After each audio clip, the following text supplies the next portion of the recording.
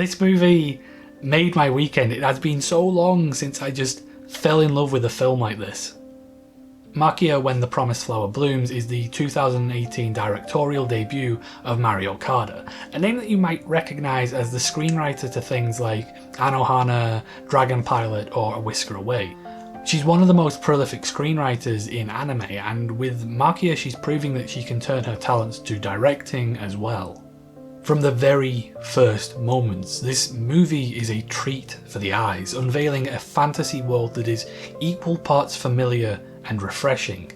Like the story itself, you might have seen some of these elements before, but not quite structured in this way. It borrows from tropes to tell its myriad of interwoven stories and themes without ever feeling cliched or hokey or hackneyed or melodramatic.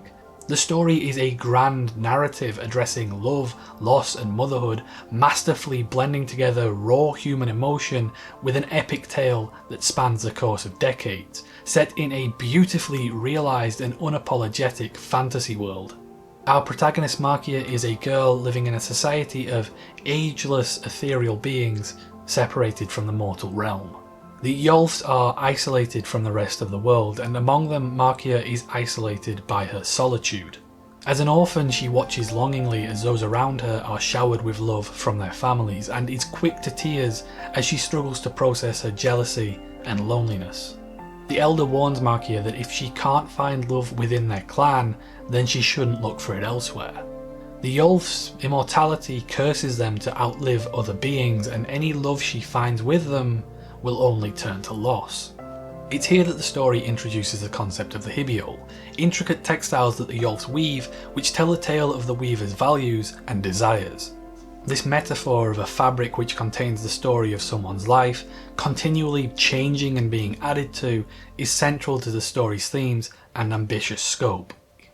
That night the Iorph are attacked by dragon riders, seeking the secrets of their longevity, and Maquia finds herself alone again, this time in a forest miles from home. From this point, a more standard story would probably follow Maquia as she journeys back and learns to drive out the invaders, but Okada pivots the tale into one of unexpected motherhood. When Maquia stumbles across a baby and decides to take him with her and name him Ariel, she's choosing to break that cycle of isolation and spare them both from the loneliness that has defined her life. Choosing to take the story in this direction could have been clunky and cumbersome, but that relationship between mother and son focuses the story and acts as a thread to which the other plot points hang from. Naturally though, as a young woman with no family of her own, that transition to motherhood is not easy for her, and it's only through the people that she meets who give her a chance, a home, their time and support, that she's able to become the best mum for Ariel that she can be. Okada's focus on storytelling through believable human experiences means that we feel the intimate caring bonds between the characters, and never feel disconnected from the fantasy world that they inhabit and we're being acclimatized to. In fact, the tenderness of the characters breathes life into the world and makes it feel more lived in, as we see it all through the eyes of shopkeepers, farmers and loom weavers. As Maquia settles into her new life of raising Ariel, learning to love him and the family who she has found, she's forced to confront her destiny of outliving them all, and displays her inability to come to terms with that. She is caught between her position of being Ariel's mum and the calling of her own kind. When she learns of other surviving Iorph, Maquia chooses to uproot her and Ariel's life from their sleepy farmstead and search them out in the capital. It's a brilliant piece of storytelling because it demonstrates one of the things the narrative does best. Even though so much of what we see of Maquia is through the lens of being Ariel's mother, that doesn't define her entirely. She has a past and she has desires beyond motherhood, and it's the decisions in what she pursues and what she doesn't that makes her a brilliantly multi-layered protagonist. This complexity extends to the other characters as well, and it's part of what makes Okada's writing flow so smoothly that 2 hours can fly by without ever losing your attention or losing you in the midst of its characters, settings, arcs, themes or time skips. The movie has a lot to say, but the effectiveness and ease of its communication has to be applauded. Characters remain rooted in the reality of their setting, so whatever might be going on, the movie never feels like it's forcing dialogue or grandstanding. The dialogue always feels natural in the context of whatever the characters are dealing with, whether that's their own immediate concerns or the larger political climate. Using its fantasy setting with such sincerity and respect allows Okada to elevate and explore certain themes in more depth.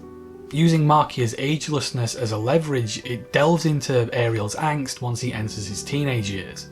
Due to her immortality, as Ariel approaches Maquia's physical age, they stop presenting themselves as mother and child in public and instead as siblings. In any such reality, Ariel would feel a sense of betrayal at the loss of his mother figure, and the movie doesn't shy away from that raw emotion. When Ariel is at an age where many of us will feel we've outgrown our parents, he literally has done. And if he no longer sees Maquia as his mother and knows that she isn't his sister, he begins to question what that relationship really is. There is a scene where Ariel comes home drunk one day and his attitude towards Maquia is slightly lecherous. It's difficult and uncomfortable to watch, but it demonstrates Okada's skill as a writer to both raise those points as a reality of the scenario she's created, but also to know when to pull the writing away so that it never overshadows the scene or becomes perverse. She's not shy in displaying any of the difficulty or complexity of a parent-child relationship, creating something both universal and mature, sometimes with the fantasy elements, sometimes without. Many of the more touching and uneasy scenes of the film can be lifted directly from anyone's childhood. Maquia struggles as a single mother to keep food on their table and a roof over their head, and she snaps at Ariel for playing with her loom. But it leads to one of the story's most beautiful moments, as they resolve their falling out with promises to each other. It's such a sweet and relatable glimpse into their lives, and results from Ariel wanting to weave his first Hibiol, which simply states, Mum. The evolving and complex relationship between Okada's characters keeps the story on a knife's edge between heartwarming and heartbreaking. The emotional resonance of the characters allows us to follow them across the years, in a story that sees a young woman grow to define herself and then see those same developments in her son. Across any such span of time, it's possible, almost inevitable, that people will undergo changes that couldn't have been foreseen as the tapestry of their lives becomes ever more intricate. The symbolism of the Hibiol reflects this, becoming as complex as the life of its weaver, as the ways they define themselves and what they value drift over the decades.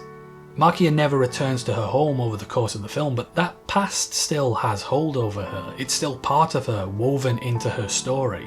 People and places don't just disappear when they're gone, they live on through the people who remember them. It's in this way that other characters can achieve similar levels of complexity, growing in unexpected, even contradictory ways as changing personal and political landscapes shape the direction of their lives. As Ariel grows into his own man with his own drives, he joins the same army that robbed his mother of her home. Lelia, the clan's free spirit, becomes the story's most caged character. Krim's final moments were spent attempting to kill the woman he vowed to save.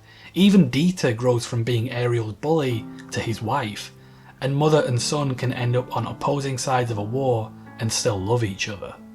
None of the characters could have foreseen these developments, and as disparate as they are from where they began, they all feel properly realised with satisfying arcs.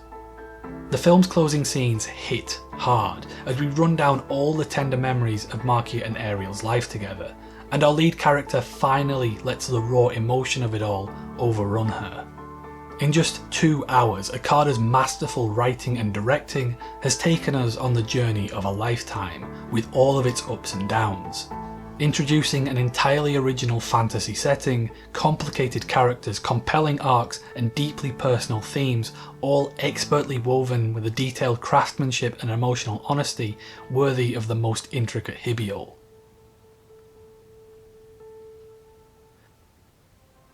Thanks for watching. If it's not obvious by now, I absolutely adored this film. I wasn't overly familiar with Okada's work before this. I'd watched The Dragon Pilot, which I enjoyed, and A Whisker Away, which didn't quite win me over, but having seen this film, I definitely want to seek out more of what she's done. Maquia hits a lot of the same emotional chords as 2 other films that I love, so if you like Maquia and you've seen it and you enjoyed it, I can recommend that you watch The Tale of Princess Kaguya. It's Takahata's final movie, and depending on what day it is, my favourite Ghibli film. It's another story featuring magical aging shenanigans, watching a character grow up and define themselves, and tons of heartbreak. The other movie I'd suggest is a Korean movie called Leafy, A Hen into the Wild, which shares themes of selfless motherhood and particularly adopting a child from another world and all the difficulties of overcoming those differences. Maquia is certainly up there with both of those films, and it's one of those ones that's going to stick with me for a long time before I can stop thinking about it.